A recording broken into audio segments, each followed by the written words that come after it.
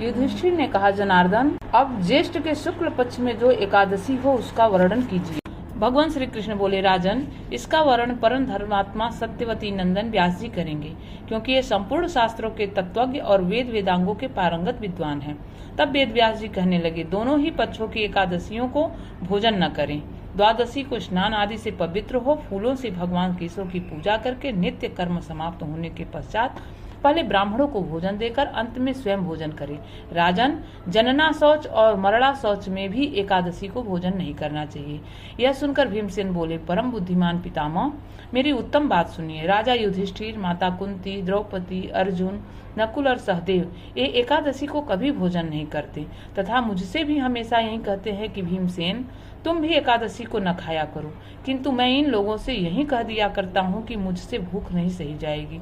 भीमसेन की बात सुनकर व्यास जी ने कहा, यदि तुम्हें स्वर्ग लोक की प्राप्ति अभिष्ट है और नरक को दूषित समझते हो तो दोनों पक्षों की एकादशी को भोजन न करना। भीमसेन बोले, महाबुद्धिमान पितामह, मैं आपके सामने सच्ची बात कहता हूँ। एक बार भोजन करके भी मुझसे व्रत नहीं किया जा सकता, फिर उपवास करके तो मैं रह ही कैसे सकता हूँ। मेरे उदर में वृक्क नामक अग्नि सदा प्रज्वलित रहती है, अतः जब मैं बहुत अधिक खाता हूँ तभी यह शांत होती है। इसलिए महामुने, मैं वर्ष भर में केवल एक ही उपवास कर सकता हूँ, जिससे स्वर्ग की प्राप्ति सुलभ हो तथा जिसके करने से मैं कल्याण का भागी हो सकूं। ऐसा कोई एक व्रत निश्चय करके बताइए, मैं उसका यथोचित रूप से पालन करूंगा। व्यास जी ने कहा, भीम, ज्येष्ठ मास में सूर्य वृषभ राशि पर हो या मिथुन राशि पर शुक्ल पक्ष में जो एकादशी हो उसका यत्न पूर्वक निर्जल व्रत करो। केवल कुल्या आचमन करने के लिए मुख में जल डाल सकते हो, उसको छोड़कर और किसी प्रकार का जल विद्वान पुरुष मुख में न डाले, अन्यथा व्रत भंग हो जाता है। एकादशी को सूर्योदय से लेकर दूसरे दिन के सूर्योदय तक मनुष्य का जल का त्याग करे तो यह व्रत पूर्ण होता है। तदंतर द्वादशी को निर्मल प्रभात काल में स्नान करके ब्राह्मणों को विधि पूर्वक जल और सुवर्ण का दान करें। इस प्रकार सब कार्य पूरा करके जितेंद्रीय पुरुष ब्राह्मणों के साथ भोजन करे। वर्ष भर में जितनी एकादशियां होती हैं उन सबका फल निर्जला एकादशी के सेवन से मनुष्य प्राप्त कर लेता है, इसमें तनिक भी संदेह नहीं है। शंख, चक्र और गदा धारण करने वाले भगवान केशव ने मुझसे कहा था कि यदि मानव सबको छोड़कर एकमात्र मेरी शरण में आ जाए और एकादशी को निराहार रहे तो यह सब पापों से छूट जाता है। एकादशी व्रत करने वाले पुरुष के पास विशाल काय, विकराल आकृति और काले रंग वाले दंड पासधारी भयंकर यमदूत नहीं जाते। अंत काल में पीताम्बरधारी सौम्य स्वभाव वाले, हाथ में सुदर्शन धारण करने वाले और मन के समान वेगशाली विष्णु दूत आकर इस वैष्णव पुरुष को भगवान विष्णु के धाम में ले जाते हैं। अतः निर्जला एकादशी को पूर्ण यत्न करके उपवास करना चाहिए। तुम भी सब पापों की शांति के लिए यत्न के साथ उपवास और श्री हरि का पूजन करो। स्त्री हो या पुरुष, यदि उसने मेरु पर्वत के बराबर भी महान पाप किया हो तो वह सब एकादशी के प्रभाव से भस्म हो जाता है। जो मनुष्य उस दिन जल के नियम का पालन करता है वह पुण्य का भागी होता है। उसे एक एक पहर में कोटि कोटि स्वर्ण मुद्रा दान करने का फल प्राप्त होता है। सुना गया है, मनुष्य निर्जला एकादशी के दिन स्नान, दान, जप, होम आदि जो कुछ भी करता है वह सब अक्षय होता है। यह भगवान श्री कृष्ण का कथन है। निर्जला एकादशी को विधि पूर्वक उत्तम रीति से उपवास करके मानव वैष्णव पद को प्राप्त कर लेता है। जो मनुष्य एकादशी के दिन अन्न खाता है वह पाप भोजन करता है।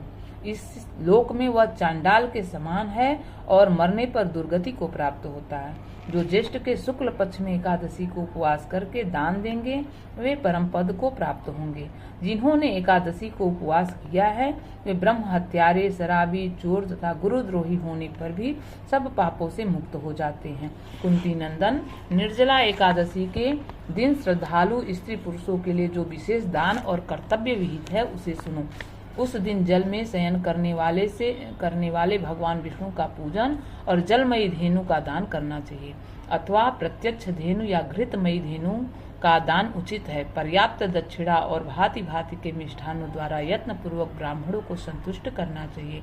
ऐसा करने से ब्राह्मण अवश्य संतुष्ट होते हैं और उनके संतुष्ट होने पर श्री हरि मोक्ष प्रदान करते हैं। जिन्होंने साम, दम, और दान में प्रवृत्त हो श्री हरि की पूजा और रात्रि में जागरण करते हुए इस निर्जला एकादशी का व्रत किया है, उन्होंने अपने साथ ही बीती हुई 100 पीढ़ियों को और आने वाली 100 पीढ़ियों को भगवान वासुदेव के परम धाम में पहुंचा दिया है। निर्जला एकादशी के दिन अन्न, वस्त्र, गौ, जल, सैया, सुंदर आसन, कमंडलु तथा छाता दान करने चाहिए।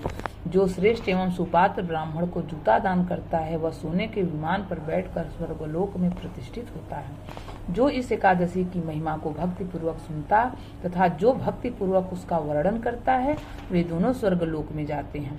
चतुर्दशी युक्त अमावस्या को सूर्य ग्रहण के समय श्राद्ध करके मनुष्य जिस फल को प्राप्त करता है वही इसके श्रवण से भी प्राप्त होता है। पहले दंत धावन करके यह नियम लेना चाहिए कि मैं भगवान केशव की प्रसन्नता के लिए एकादशी को निराहार रहकर आचमन के सिवा दूसरे जल का भी त्याग करूंगा। द्वादशी को देव देवेश्वर भगवान विष्णु का पूजन करना चाहिए। गंध, धूप, पुष्प और सुंदर वस्त्र से विधि पूर्वक पूजन करके जल का घड़ा संकल्प करते हुए निम्नांकित मंत्र का उच्चारण करें।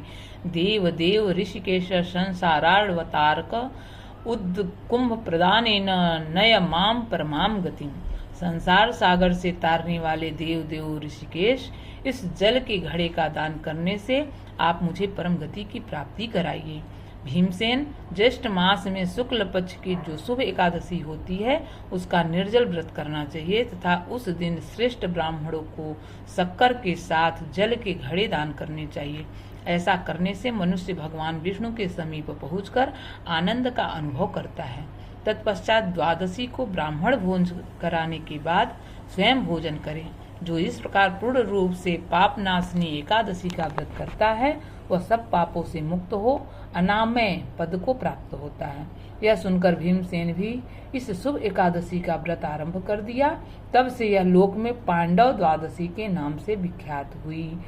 ओम हरि हरि हरि हरि हरि हरि हरि हरि नारायण नारायण नारायण।